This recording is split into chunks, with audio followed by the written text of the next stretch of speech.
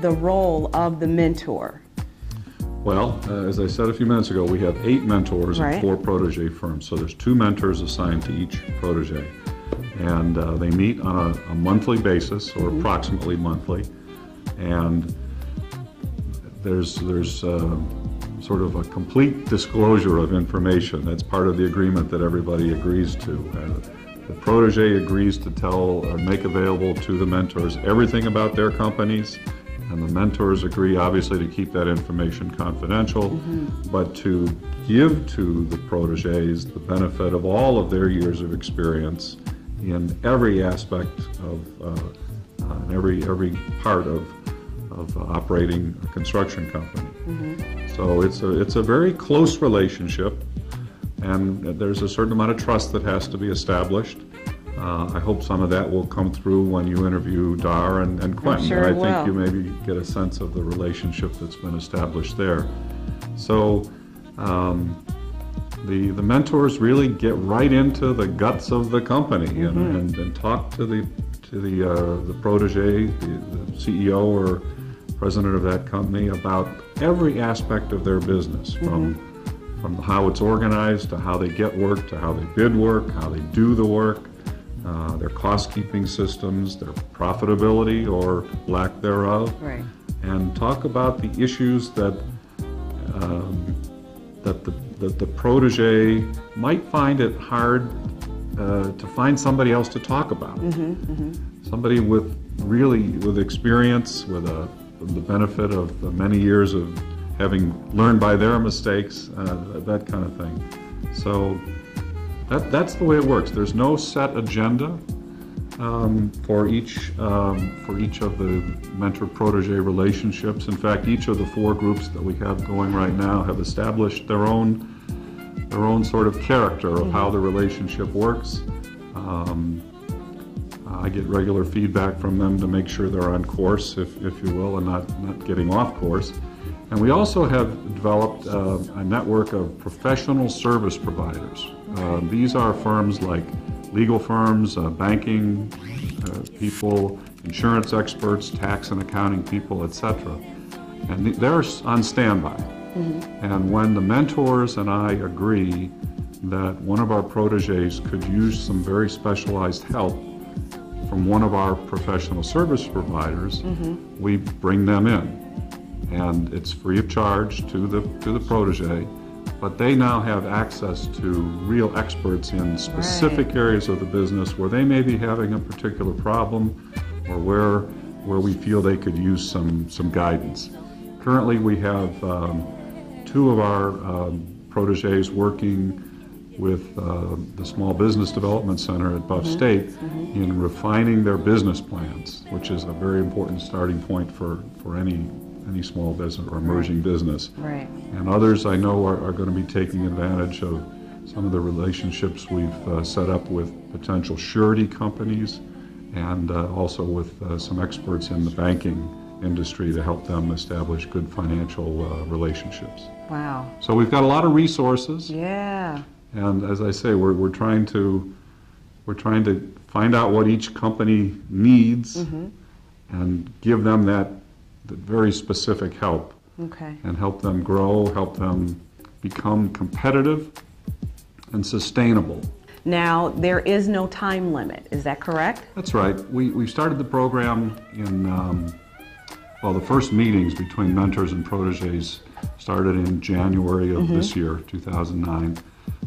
We actually started the organizational effort in this way back in 2008, and I went through an application and a selection process for the 4 first protege firms in late 2008.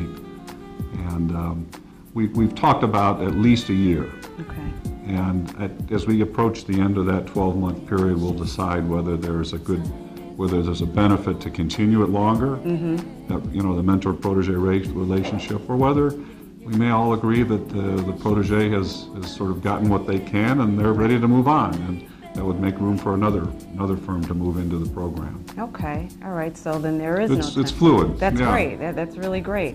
Now, for those companies or emerging contractors who want to join in, who want to get a piece of this, what do they do? Where do they go? I think the thing for them to do, if they are interested in potentially being a part of this program, would be to send a letter or an email or somehow get in touch with me, and maybe you can get the contact information out there. And just say, look, I saw the program, I've heard about it, it looks like something that I'd be interested in. And then as we begin to see slots open up, or perhaps we're able to expand the program, we'll be able to get back to them. Okay. But I can't sit here and say that, okay, applications are due by such and such a date because of the fluid nature of the program. Now, by emerging contractors, let me just sort of reiterate a little bit what I mean. This program is not for startup companies. Okay. We're looking for companies that have been in business for 3 or 4 years, that they've sort of outgrown the startup phase. They've maybe started hiring a few employees.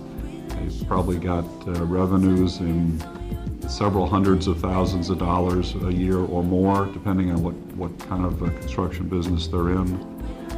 We're definitely looking for firms that are based here in Western New York. Okay, now let me tell the viewers also, if you're interested in this program, again, it is the Emerging Contractors Mentoring Program. Please email us at mih@lpseminelli.com. Okay, and Lou Markle, I'll pass that information on to Lou Markle, and he will get in touch with you. Good. Okay, thank you so much, Lou. Tracy, this has been wonderful. I've enjoyed it. Yes, we'll be right back.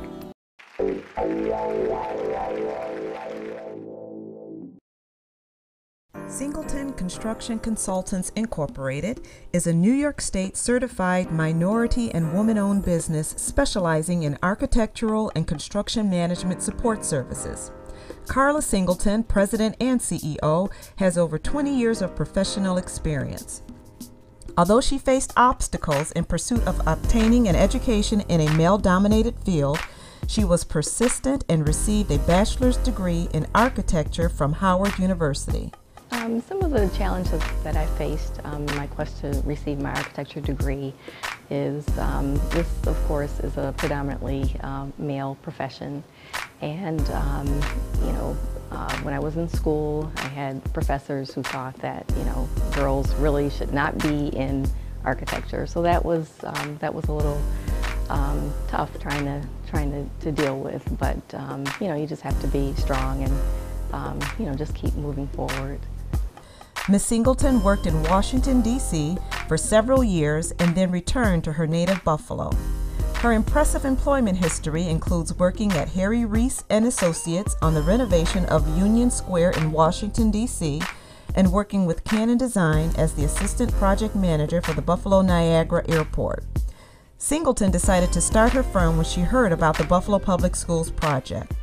She met with various business associates, including Dick Bear from Bear & Associates, to determine what services she could contribute to the project. The Buffalo Public Schools project has helped my company. It actually, gave us our start. They gave us our first architectural support project, which was actually this school, School 45. Soon afterward, Singleton Construction Consultants was founded. She started with cost estimating and eventually expanded into offering CAD support, furniture, fixtures, and equipment planning, and existing conditions documentation. As a result of the opportunity the BPS project provided, Singleton's business continues to gain momentum. Singleton Construction Consultants worked on the Buffalo Public Schools Phase 2 cost estimating and provided architectural support services for several Phase 3 schools. As this month's Minority Business Spotlight, LP Seminelli congratulates Singleton Construction Consultants President and CEO, Carla Singleton, on her hard work and dedication to the architectural and construction field, and we wish her much continued success.